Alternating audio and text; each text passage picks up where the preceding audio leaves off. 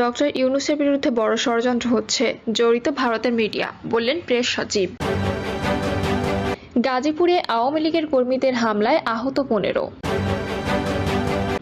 জানাবো অন্তর্বর্তী সরকারের 6 মাস, জনগণের চাওয়া কি, বাস্তবায়ন কত দূর। এবং সর্বশেষ জানাবো জুলাই আন্দোলনে পুলিশের গুলি খেয়ে নাদিম এখন পরিবারের বোঝা। শুনছিলেন সংবাদ শিরোনাম, এবারে বিস্তারিত। ডক্টর ইউনূসের বিরুদ্ধে বড় ষড়যন্ত্র হচ্ছে, জড়িত ভারতের মিডিয়া, বললেন প্রেস সচিব। দেশের চলমান পরিস্থিতিতে সবাইকে শান্ত থাকার আহ্বান জানিয়ে প্রধান উপদেষ্টা প্রেস সচিব শফিকুল আলম বলেছেন, 24-এর গণঅভ্যুত্থান ও প্রফেসর ইউনূসকে নেতিবাচকভাবে বিশ্বে তুলে ধরতে বিপুল অর্থের বিনিময়ে বড় ষড়যন্ত্র হচ্ছে, এতে জড়িত রয়েছে ভারতের মিডিয়া।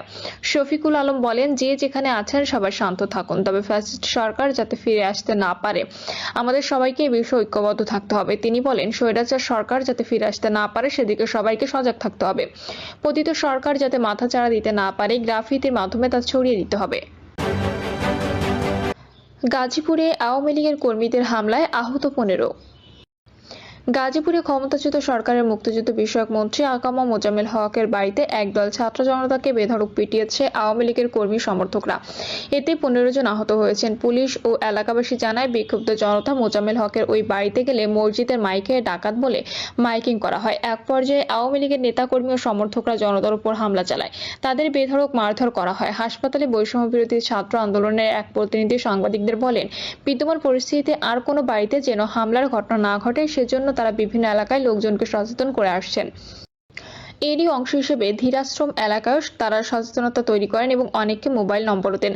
এর মধ্যে খবর পান একদল লোক মোজাম্মেল হককে বাড়িতে ঢুকে পড়ে লুটপাট করছে। তখন তাদের থামাতে বৈষম্য বিরোধী একদল প্রতিনিধি ওই বাড়িতে আসে। একটি অংশ আগে বাড়িটিতে গিয়ে তাদের থামাতে যায়।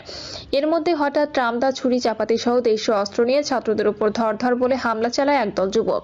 এদিকে গাজীপুর মেট্রোপলিটন অতিরিক্ত উপ পুলিশ কমিশনার রবিউল ইসলাম বলেন, গত কয়েকদিন দেশ জুড়ে চলমান ঘটনার রেশ ধরে সেখানে ঘটনাটি ঘটেছে। বৈষম্য বিরোধী জনতা সাবেক মন্ত্রীর বাড়িতে গেলে আওয়ামী লীগের নেতাকর্মীরা পাল্টা তাদের উপর হামলা করেন। এতে বৈষম্য বিরোধী ছাত্র জনতা 14 জন আহত হয়েছেন। তারা গাজীপুর শহীদ তাজউদ্দিন আহমেদ মেডিকেল কলেজ হাসপাতালে চিকিৎসাধীন। বিষয়টি তদন্ত করে দেখা হচ্ছে। এ ব্যাপারে আইনি ব্যবস্থা প্রক্রিয়াধীন। অন্তর্বর্তী সরকারের 6 মাস, জনগণের চাওয়া কি, বাস্তবায়ন কত দূর। ছাত্র জনতার আন্দোলনে 5ই আগস্ট আওয়ামী লীগ সরকারের পতন হয়। সেদিনই ভারতে পালিয়ে যান ফ্যাসিস্ট শেখ হাসিনা। 8ই আগস্টে শপথ গ্রহণের মাধ্যমে রাষ্ট্র ক্ষমতা গ্রহণ করেন নোবেলজয়ী অধ্যাপক ডক্টর মোহাম্মদ ইউনূসের নেতৃত্বাধীন অন্তর্বর্তীকালীন সরকার। এই সরকার দায়িত্ব নেওয়ার পরপরই বিভিন্ন বিষয়ে সংস্কারে হাত দিয়েছে। লক্ষ্যে বেশ কয়েকটি সংস্কার কমিশন গঠন করা হয়।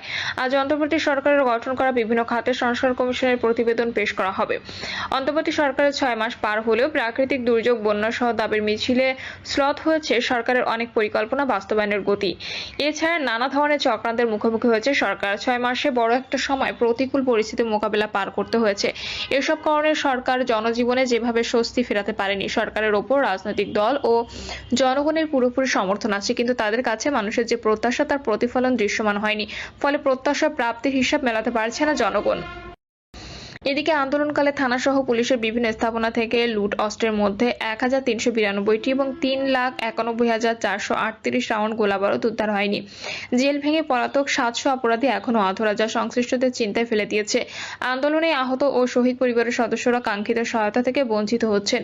উন্নত চিকিৎসা, পুনর্বাসন, রাষ্ট্রীয় স্বীকৃতি ও আর্থিক সহযোগিতা নিয়ে সরকারের প্রতিশ্রুতি দৃশ্যমান অগ্রগতি নেই। এই কারণে রাস্তা নামতে হয়েছে আহত শহীদ পরিবারগুলোকে। যদিও বিষয়টি নিয়ে সংশ্লিষ্টরা বলছেন, আহত শহীদ পরিবারের দাবি পূরণে কাজ চলছে। গণহত্যার ঘাতকদের বিচার শুরু হয়েছে, কিন্তু গতি খুবই মন্থর। বিশ্লেষকরা মনে করেন, বাজারে সিন্ডিকেটের দৌরাত্ম্য নিয়ন্ত্রণে আসেনি। ফলে আগের মতো এখনো সয়াবিন তেল বাজার থেকে উধাও হয়ে যাচ্ছে। কৃত্রিম সংকট তৈরি করে দাম বাড়ানো হচ্ছে অন্যান্য পণ্যের। মূল্যস্ফীতির হার বৃদ্ধির অন্যতম উপকরণ পণ্য মূল্য এখনো নিয়ন্ত্রণে আসেনি, যে কারণে মূল্যস্ফীতিতেও খুব বেশি সুফল মিলছে না। তবে আশার বিষয়, গত অক্টোবরের পর থেকে মূল্যস্ফীতির হার ধীরে ধীরে কমতে শুরু করেছে। আইন শৃঙ্খলা পরিস্থিতির উন্নয়নে নানা উদ্যোগ নেওয়া হয়েছে। পুলিশও ঘুরে দাঁড়ানোর চেষ্টা চালাচ্ছে। বিশ্লেষকদের মতে সরকারের কাছে মানুষের প্রত্যাশা দ্রব্যমূল্য নিয়ন্ত্রণ, আইন শৃঙ্খলা পরিস্থিতির উন্নতি, গণহত্যার বিচার, ঋণখেলাপি ও টাকা পাচারে জড়িতদের বিচার ও টাকা ফেরত আনা এবং দ্রুত নির্বাচনের মাধ্যমে গণতান্ত্রিক ব্যবস্থা প্রত্যাবর্তন।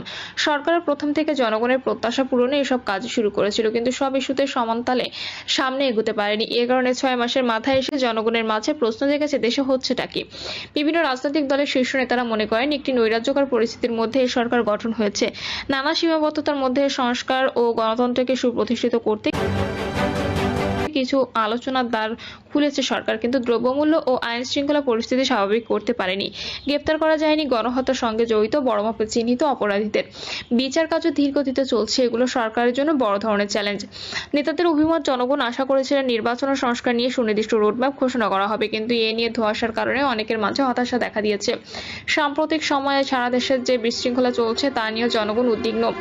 বিশৃঙ্খলাকারীদের কঠোরভাবে দমন করতে হবে। 6 মাস একেবারে কম সময় নয়। অপরাধী সেটা যে পরিচয় হোক, প্রশাসন, আইন শৃঙ্খলা বাহিনীকে পেশাদারের ভূমিকায় যুক্ত করা দরকার।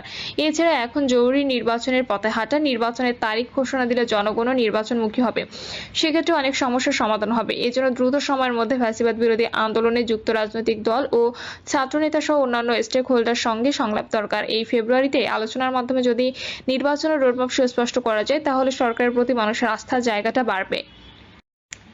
বিএনপির স্থায়ী কমিটির সদস্য ডক্টর খন্দকার মোশাররফ হোসেন এ বিষয়ে বলেন, এই 6 মাসে সরকারের কাছে জনগণ প্রত্যাশা পূরণ হয়নি। জনগণ আশা করেছিল গত 15 বছর ধরে যারা অন্যায়, অত্যাচার, হত্যা, গুম, খুন, ব্যাংক লুট, টাকা পাচার করেছে তাদের বিচার হবে, কিন্তু এর কিছুই এখনো দৃশ্যমান হয়নি। তারপর গত 15 বছর ধরে যারা তৎকালীন আওয়ামী সরকারকে খারাপ পথে পরিচালিত করেছে তারা অনেকেই ক্ষমতার সঙ্গে আছে এবং নানা ষড়যন্ত্রের সঙ্গে জড়িত। এই সরকার তাদের চিহ্নিত করে বহিষ্কার করতে পারেনি। আইন শৃঙ্খলার ব্যাপারেও সরকার প্রতিশ্রুতি দিয়েছিল, কিন্তু বাস্তবতা হচ্ছে পরিস্থিতি নিয়ন্ত্রণ করতে পারছে না। এসবই জনগণের কাছে হতাশার কারণ। রাজনৈতিক অভিজ্ঞতা থেকে আমরা প্রথম থেকে সরকারকে বলেছি কি কি সমস্যা হতে পারে। 15 বছর ধরে একটি স্বৈরাচারী সরকার গায়ের জোরে ছিল। ছাত্র জনতার অভ্যুত্থানে তারা হটে যেতে বাধ্য হয়েছে। সেখানে তারা ষড়যন্ত্র করতে চেষ্টা করবে। এ থেকে রক্ষার জন্য দ্রুত নির্বাচন নিয়ে জনগণের নির্বাচিত প্রতিনিধিদের হাতে ক্ষমতা দেবে, ততই সরকার ও দেশের জন্য মঙ্গল। বিশেষ করে নির্বাচনের দিন তারিখ ঘোষণা হলেই জনগণ নির্বাচনমুখী হয়ে যাবে, এর মধ্যে হয়ে যেত। সেটা হলে এখন যে ধরনের ষড়যন্ত্র প্রকাশ পাচ্ছে এগুলো কিন্তু জনগণ নিজেদের স্বার্থে মোকাবিলা করত। বাংলাদেশ জামায়াতে ইসলামের সহকারী secretary general AHM Hamidur Rahman Azad বলেন, ফ্যাসিবাদের পতন হয়েছে, তার আলোকে এই সরকার প্রতিষ্ঠিত হয়েছে। দীর্ঘদিনের বঞ্চনা, দুঃখ, কষ্ট, আত্মত্যাগ, আন্দোলন, সংগ্রাম আছে। এখন মানুষের প্রত্যাশা বেশি। সরকার যেসব কাজ হাতে নিয়েছে কোনো পর্যায়ে কতটুকু তারা করছে তা জনগণ দেখবে। আমরা আশাবাদী সরকার যৌক্তিক সময় সংস্কার ও নির্বাচন করতে পারবে। ইসলামী আন্দোলন বাংলাদেশের মহাসচিব হাফেজ মাওলানা ইউনুস আহমেদ বলেন, অস্বাভাবিক পরিস্থিতির মধ্য দিয়ে সরকার গঠন হয়েছিল। তাদের চেষ্টা ও উদ্যোগ ভালোই ছিল। দেশের সার্বিক পরিস্থিতি ও অস্থিরতার কারণে কোনো জায়গায় হয়তো বেগ পেতে হয়েছে, যা আশা করেছিলাম। কিছুটা হয়তো ঘাটতি থেকেই যাচ্ছে। সরকার আন্তরিকতা নিয়ে কাজ করে, এটি বিশ্বাস করতে চাই। তাই পুরোপুরি সফলও বলা যাবে না, ব্যর্থতাও বলা যাবে না। গণতন্ত্র মঞ্চের অন্যতম শীর্ষ নেতা বিপ্লবী ওয়ার্কার্স পার্টির সাধারণ